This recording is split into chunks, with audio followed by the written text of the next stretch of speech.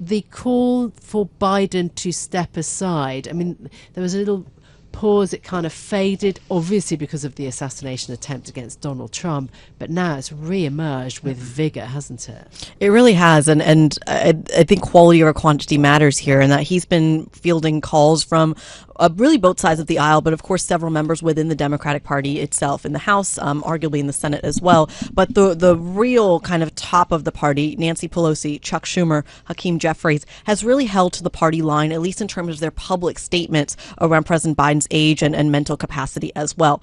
Until now. And CNN reporting that Nancy Pelosi has been pushing President Biden to actually step down. There's been plenty of reporting from other media outlets, including our very own, that talks about the fact that Hakeem Jeffries, who is the minority whip, he's basically the most senior person in a Republican-controlled House, and Chuck Schumer, who is the head of the Democratic Party and, of course, the most senior person in the Senate, in the democratically controlled Senate, they are both now also getting in on that and pushing Joe Biden privately to take a step down as well. I think the biggest game changer out of all of that was when President Joe Biden, on an interview with BET, which is a network that really targets a African-American demographic, he actually talked about the fact that he is open to the idea of being a transitional president, a one-term president, if a medical condition were to come forward, in which case he feels very comfortable handing the baton over to Kamala Harris.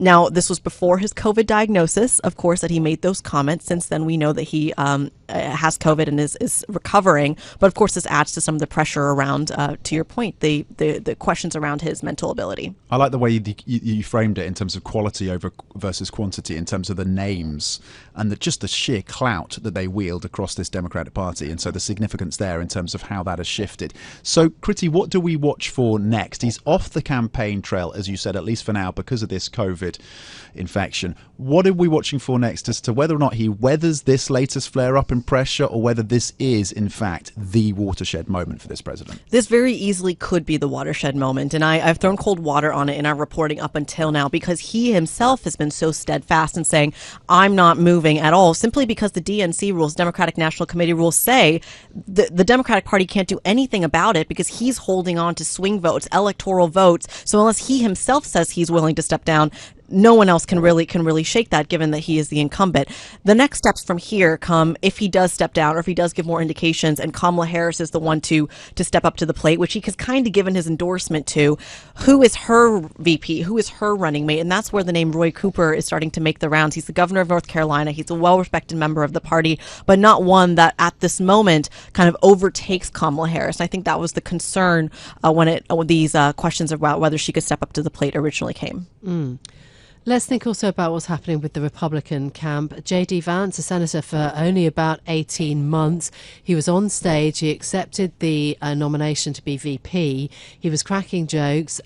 He's got a very interesting, unusual kind of policy stance. I mean, just firstly, on his speech, what did you make of that? Well, his speech is, of course, speaking to his own base, not just the Republican base, not just the Trump base, but J.D. Vance's own base, where he came to prominence more in 2016, writing a book called Hillbilly Elegy, which really speaks to his Appalachian roots, speaking about what he calls the social rot among kind of the lower income, less educated folk of the United States, and specifically in the eastern corridor of the United States, which again is very different from the South, which is where the GOP primarily has their base. Remember, he's also speaking primarily to the MAGA crowd, and this comes in the context of the fact that President Biden has been distancing himself from the MAGA crowd just a little bit. Project 2025 is one example of that, which is basically a series of policy items that have been proposed by more right-wing conservatives that President Trump has distanced himself for, but that the MAGA crowd very much wants in his policy. So J.D. Vance kind of bridges the gap between that.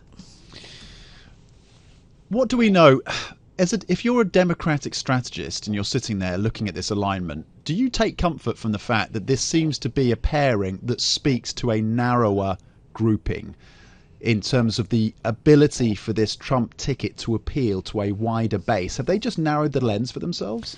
For the Democratic Party to narrow As themselves. in, has the Republicans narrowed the lens for themselves? Because J.D. Vance speaks to that heartland. He's coming out with rhetoric that white nationalists might jump on. He would push back on that characterization, but he talks very firmly almost incendiary language about immigration. That plays well to a white working class vote. Does it broaden it out, though, for the Republicans? It actually does, which I realize is the counterintuitive take on what that looks like. From the outside, it does feel like President Trump in this pick is leaning into it, when in fact he's kind of doing the opposite, because he's pulling away from the MAGA crowd. The J.D. Vance position almost appeases that pressure on his party. Meanwhile, he's also note in the RNC, Nikki Haley has also come out and endorsed him. And one of the reasons Nikki Haley in the initial kind of campaign was such a big threat to him was because Wall Street was seeing Trump's economic agenda is unsustainable, poor for the deficit, and not really one that is encouraging a promising legacy for President Trump in the history books. Remember, this is his second term now.